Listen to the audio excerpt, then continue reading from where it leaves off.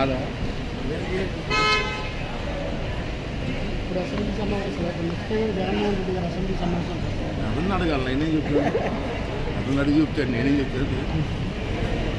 ఇంకేంటి ఆయన ఎట్లా చెప్పడానికి లేడుగా సార్, అసెంబ్లీకి కూడా రావట్లేదు సార్. అతను ఆలోచన ఏంటో నాకు తెలియదు కదా.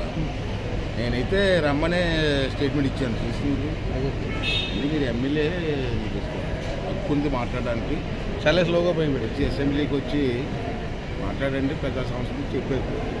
అదే స్పీకర్గా నేను బాధ్యతగా చెప్పాను. తర్వాత అతను డెసిషన్ ఏంటో అతను చెప్పాలి. మరి నాకు ప్రతిపక్ష హోదాని ఇస్తే నేను వస్తాను. ప్రతిపక్ష హోదా ఇవ్వడానికి చట్టం ఉందమ్మా, ఇది నా ఇష్టం కాదు. భారతదేశంలో చాలా అసెంబ్లీలు ఉన్నాయి కదా అన్ని రాష్ట్రాల్లో. ఆ ప్రొసీజర్ ఏంటి, ఆ చట్టం ఏంటి, రాజ్యాంగ పద్ధతి ఏంటి అని తెలుసుకొని ఆ చట్టం ప్రకారం వెళ్ళాలి. నా చేతుల్లో ఉండదు.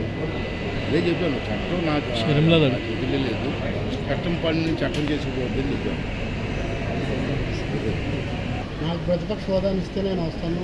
ప్రతిపక్ష హోదా ఇవ్వడానికి చట్టం ఉందమ్మా, ఇది నా ఇష్టం కాదు. భారతదేశంలో చాలా అసెంబ్లీలు ఉన్నాయి కదా అన్ని రాష్ట్రాల్లో. ఆ ప్రొసీజర్ ఏంటి, ఆ చట్టం ఏంటి, రాజ్యాంగ పద్ధతి ఏంటి అని తెలుసుకొని ఆ చట్టం ప్రకారం వెళ్ళాలి. నా చేతుల్లో ఉండదు. అదే చెప్పాను, చట్టం నాకు చేతుల్లో లేదు. చట్టం పని చట్టం చేసుకోవద్దని చెప్పాను.